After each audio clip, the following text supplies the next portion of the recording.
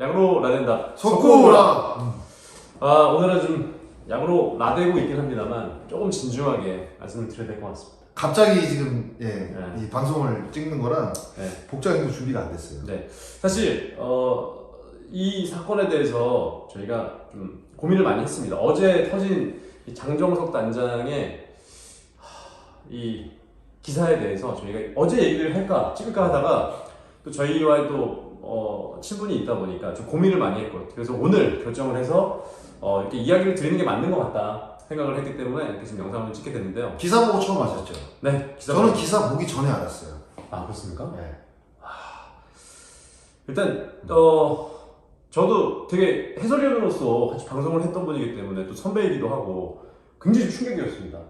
많은 충격이죠. 뭐 저희만 충격을 받은 게 아니라 뭐 기아 타이거즈 팬, 뭐 야구 팬들이 뭐 장정석 단장을 모르는 사람은 없으니까요. 네. 많은 분들이 아마 충격을 받았을 것으로 좀 생각이 드는데, 글쎄 모르겠어요. 그 사건에 대한 이야기를 듣고 그리고 이제 기사를 보고 처음에 접했던 느낌은 이게 진짜인가? 저도 그랬어요. 뭐 이런 생각도 좀 들었어요. 그래서 저도 어제 하루 동안 계속 멍하니 이게 진짜인가? 네. 그래서 기다렸고 다음 기사를 또 기다렸었고 연락도 안 되더라고요. 연락은 당연히 안 되니까. 되니까. 저는 솔직히 말해서 어떤 느낌이었냐면 가짜뉴스인 줄 알았어요. 저도. 요즘은 이제 연예계 쪽에 이제 가짜뉴스들이 많이 나오다 보니까 이거 뭐 저는 이제 커뮤니티를 통해서 알았거든요. 근데 이게 가짜뉴스 아닌가 하고 나서 조금 있다가 딱 보니까 단독 기사가 딱 나왔더라고요. 그러니까. 그래서 깜짝 놀랐거든요. 그러다 보니까 저희도 어제 좀 하루 동안 기다려봤는데 이게 좀 추가 기사까지 나오게 되더라고요. 기사가 뭐 제가 얼추 본 것만 해도 한 100개에서 100 한 2, 30개 나온 것 같더라고요. 네네. 뭐 지금 사건이 워낙 이 진중한 사건이다 보니까 많이 지금 이야기가 나올 수밖에 없는 상황인데, 과연 얘 이런 행동을 했을까라는 의구심도 들고, 과연 왜 이렇게 했을까라는 좀 생각도 들고. 근데 이제 어떻게 보면 저는 이 사건이 딱 나왔을 때 박동원 선수도 굉장히 힘들었겠다라는 생각도 들었어요. 이거는 야구판이 조금 더 깨끗해지고 클린 베이스로 가려면 저는 이 박동원 선수의 용기에도 저는 충분히 박수를 보내야 된다고 생각을 해요. 그러니까 이 박동원 선수의 이제 계약 때 장정석 단장이 뒷돈을 요구했다. 지금 이게 사건인데 말씀해준 대로 박동원 선수가 더 어려웠을 거라 생각하는 이유는 박동원 선수가 어렵고 힘들 때 장정석 단장이 또 기아 타이거즈 데려갔잖아요. 그렇죠. 트레이드로 이제 영입을 했었죠. 이제 그러고 나서 이제 작년 초였죠. 작년 초에 이제 영입이 돼서 박동원 선수를 이제 어렵게 이제 기아 타이거즈가 이제 데려갔기 때문에 중간에 분명히 BFA 단연 계약이 나올 것이다. 그러니까요. 라는 사실 이야기들이 굉장히 많았고 그런 소문들도 많았고요. 당연히 그렇게 이루어질 줄 알았죠.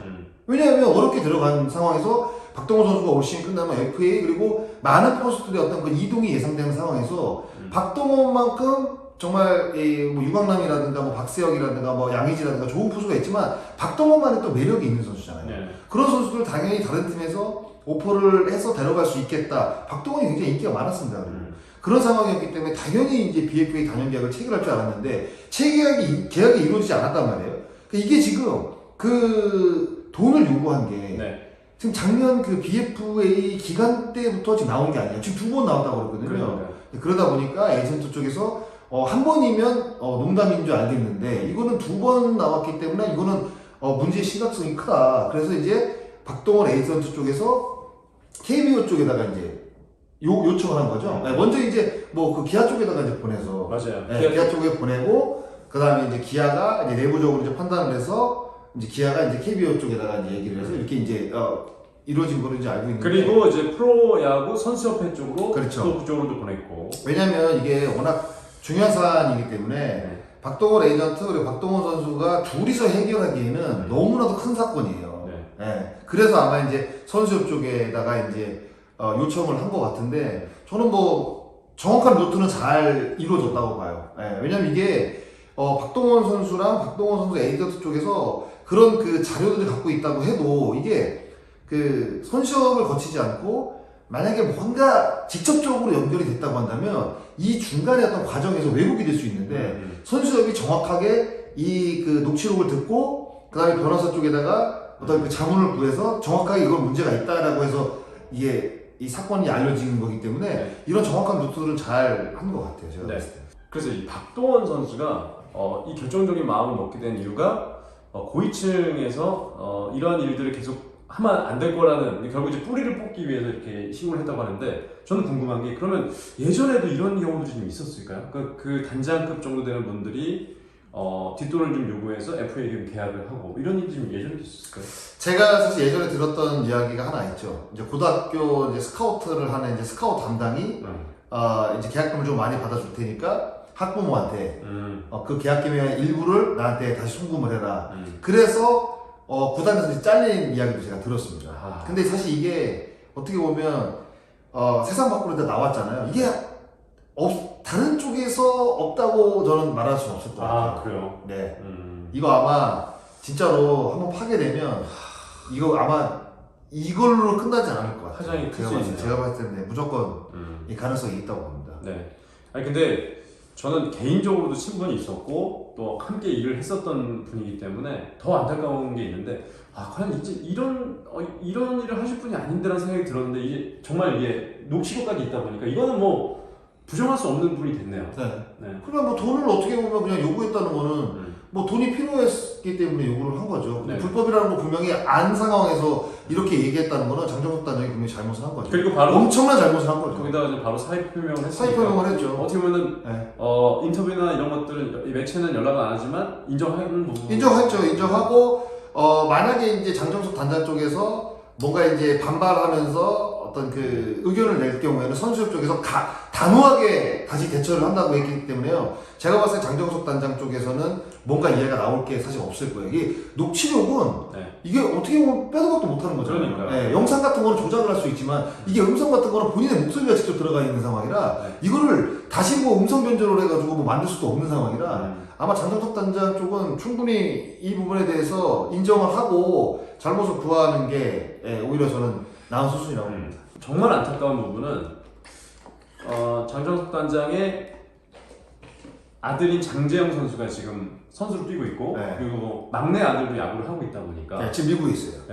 이 아버지의 일 때문에 참 이 두 야구 선수가 힘든 상황이 됐네요. 그러니까 이게 제가 늘 말씀을 드리잖아요. 우리가 뭔가 잘못된 일을 저지르려고 할 때 우리가 그냥 기본만 지키면 된다고 하잖아요. 잘못된 일인 걸 분명히 아는데도 불구하고 이게 어떻게 보면 주변 사람들 진짜 등에다 칼 꼽는 게 아니라 가슴에다 칼 꼽는 일이거든요.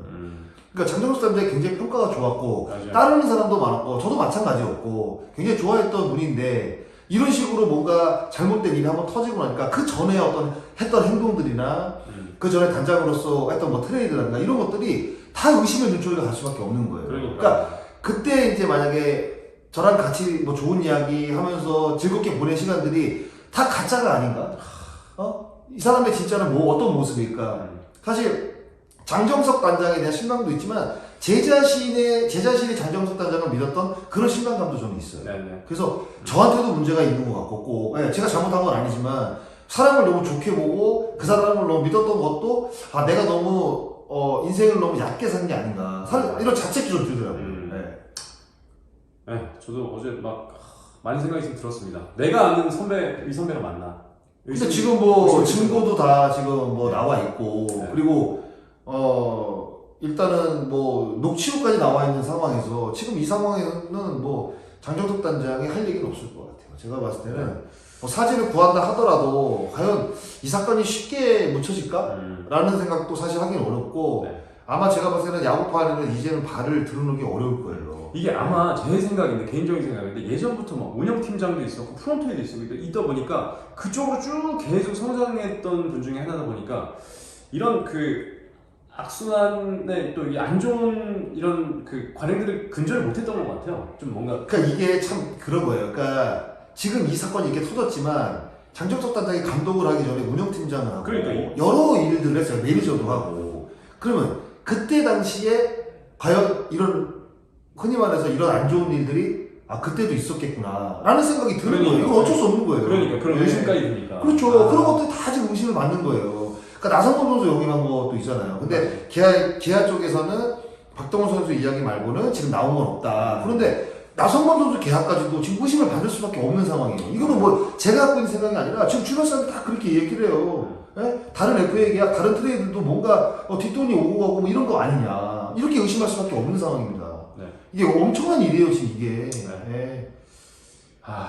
지금 야구가 82년도에 생긴 이래, 야구가 지금 생긴 건국 이래 지금 이렇게 지금 어떻게 보면 이 충격적인 이 사건이라는 게 사실 중간에 있긴 있었어요. 그런데 이렇게 진짜 뭔가 파렴치한 약간 이런 느낌? 이런 느낌의 어떤 그 사고는 저는 그동안에는 사실 좀 없었다고 보는데 같은 또 야구인이었기 때문에 더 좀 부끄러운 어떤 그 행동이 아니었나 이런 생각도 좀 듭니다. 네네.